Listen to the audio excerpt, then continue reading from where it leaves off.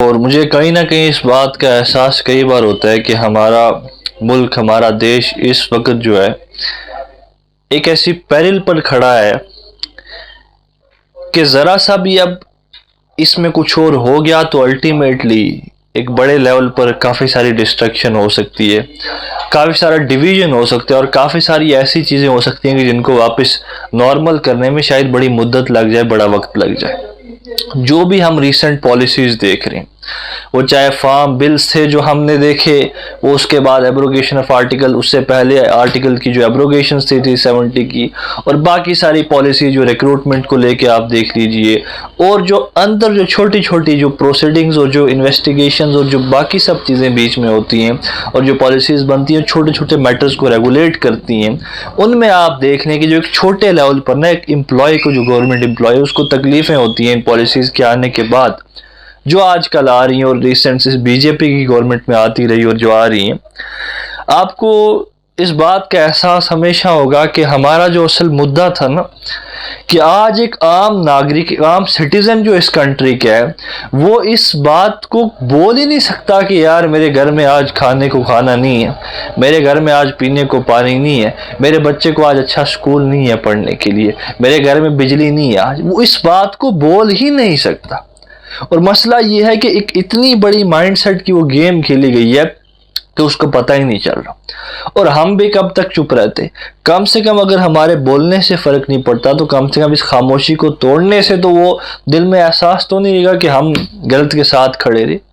تو آپ کو ان سب چیزوں سے ریلائز یہ ہوگا کہ ایک انسان کی مینٹیلٹی کو کدھر لے گئی ہے۔ اب آپ سمجھو کہ ہندوستان میں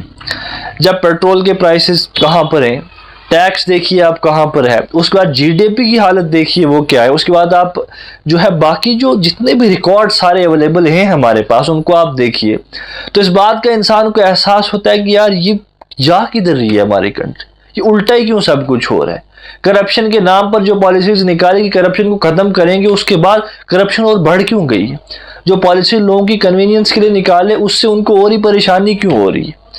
تو الٹیمیٹلی اب ہوا یہ مسئلہ ہے کہ ایک انسان ان سب چیزوں کے بعد بھی ایک ٹریپ میں پھنس کے رہ گیا،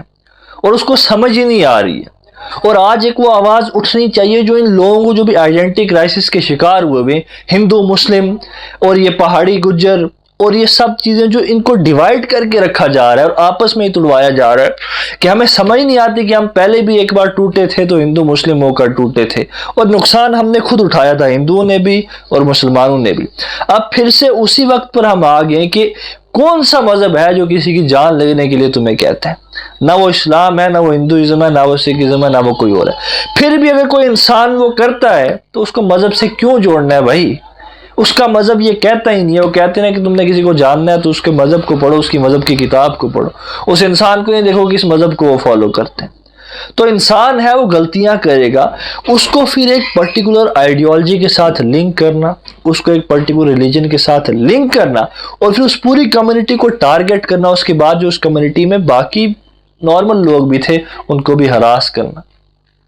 تو میں یہ کہنا چاہ رہا تھا کہ آج ایک غریب آدمی، چاہے وہ ہندو ہے یا وہ مسلمان ہے، وہ یہ نہیں کہہ سکتا، آج مجبور ہے بیچارہ کہ میرے گھر میں آج بجلی نہیں ہے، اس بل کی وجہ سے بجلی نہیں ہو پا رہی میرے پاس۔ وہ یہ نہیں کہہ سکتا کہ میرے بچے کے اسکول میں ایجوکیشن سسٹم اچھا نہیں ہے۔ وہ یہ نہیں کہہ سکتا کہ میری بیسک نیسیسٹیز جو کہ پوری ہونی چاہیے تھی وہ پوری نہیں ہو رہی ہیں۔ وہ یہ نہیں کہہ سکتا کہ میں غریب تھا اب بھی غریب ہی ہوں، وہ جو وعدے مجھ سے کیے تھے ان میں سے ایک وعدہ بھی پورا نہیں ہوا۔ وہ الٹیمیٹلی ہوا یہ ہے کہ ایک مینٹیلٹی میں ان کو یہ بتا دیا گیا ہے کہ آپ کی جو بیسک آپ کی آئیڈینٹی ہے وہ خطرے میں۔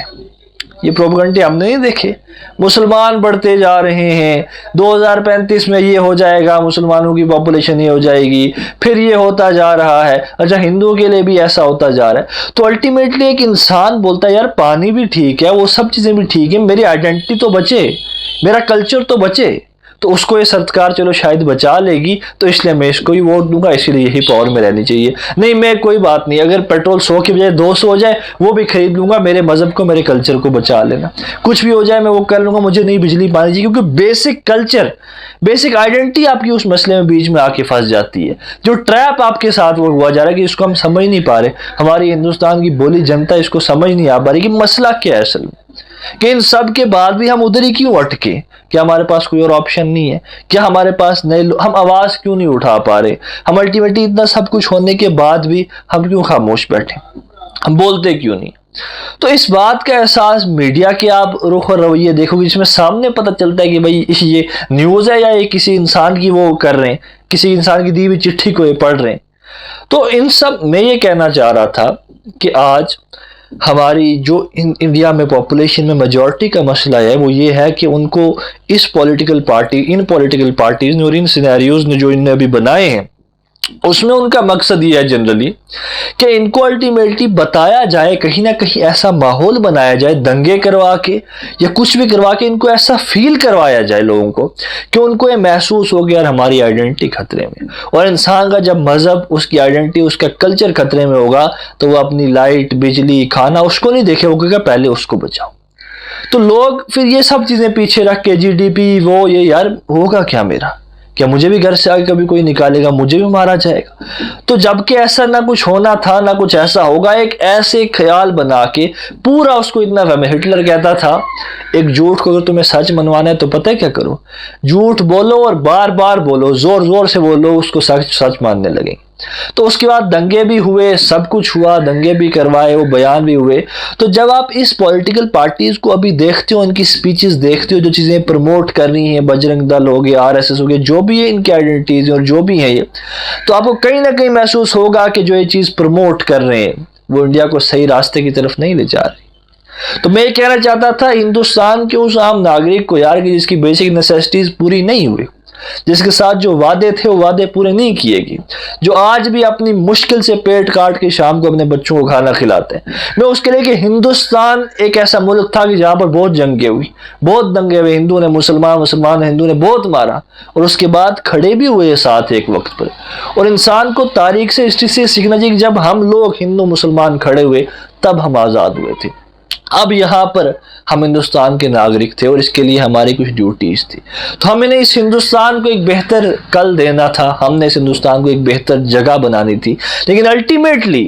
اب حالات ایسے لگ رہے ہیں، ان سکیمز کو دیکھ کے، ان حالات کو دیکھ کے، حجاب پر کبھی کچھ کنٹروورسیز ہو رہی ہیں، کبھی کچھ ہو رہا ہے، حجاب پر بین ہو رہا ہے، کبھی یہ چیزیں ہو رہی ہیں، کہاں سے لاتے ہیں وہ چیزیں؟ مسئلہ لوگ کیوں اندھے پڑے ہیں؟ میں ان کو چھوڑوں، آئیڈیالوجی کو، ان پارٹیز کو میں پیچھے رکھتا ہوں کہ ان کو تو جیب بننی تھی، ان کو تو پاور میں رہنا تھا، اس کے بغیر تو ان کا چلے گا نہیں۔ لیکن تم کیا اتنے اندھے ہو گئے؟ میں عام آدمی سے کہتا ہوں، ہندوستان کی جنتا سے کہتا ہوں کہ تم اتنے اندھے ہو گئے کہ یار تمہارے گھر میں کھانے کو کھانا نہیں، پہننے کو کپڑا نہیں تمہارے بچوں کو، اور گھر میں بجلی اور پانی نہیں، اور حجاب پر باہر ڈیبیٹس چل رہی ہیں، حجاب بین ہو رہے، لوگوں کے جو ہے وہ ریلیجنز کے بیچ میں وہ کیا جا رہا ہے انوالومنٹ۔ آرٹیکل 25 کہاں گیا؟ ہندوستان کا سیکولر کریکٹر کہاں گیا؟ پتہ ہی نہیں، جہالت ہے اس میں، نہ ان کو پتہ نہ سننے والوں کو پتہ۔ تو میں یہ کہنا چاہ رہا تھا کہ عنقریب وہ وقت آ جائے گا کہ جب ہم ایک ایسے بلیف کے اوپر، ایک ایسی وجہ کے اوپر ایک دوسرے کو کاٹنے لگیں گے جو ہمارے بیچ میں تھی نہیں۔ ہم ہندو مسلمان ایک دوسرے کو ایک ایسے اختلاف کی، ایک ایسی غلطی کی سزا دیں گے جو نہ ہم نے کی، نہ انہوں نے کی، جو نہ ہندو نے کی، نہ مسلمان نے کی، اور یہ اوپر سے تماشا دیکھیں گے۔ تو تم یہ سمجھو کہ لوگ جب بھی مرے ہوا کیا، اس کے بعد نیٹ ریزلٹ کیا تھا اس کا، وہ بھی ہم دیکھیں۔ تو میری یہ ریکویسٹ رہے گی کہ یار اس دھوکے سے اور اس ٹریپ سے جس میں ہمیں اس وقت بری طرح سے پھنسا دیا گیا، باہر آؤ، نئے چہرے لاؤ، نئی سوچ لاؤ، ہندوستان کو ایک بہتر کل دو جو ڈیزرو کرتی ہے، اس بچے کو کھانا دو جو آج بھی بھوکا سو گیا، اس باپ کو امید دو کہ جس کا باپ کسی سرکاری اسکول میں جاتا ہے، پڑھتا ہے، اس کو امید دو کہ کل کو بہتر وقت آئے گا، یہاں کرپشن کچھ نہیں ہوگی، تیرا بچہ بھی محنت کرے گا تو آگے جائے گا۔ اس غریب کو پانی دو، اس غریب کو بجلی دو، اگر یہ نہیں دے رہے تو لیڈرز کو بدلو، کرسیاں بدلو، نئے چہروں کو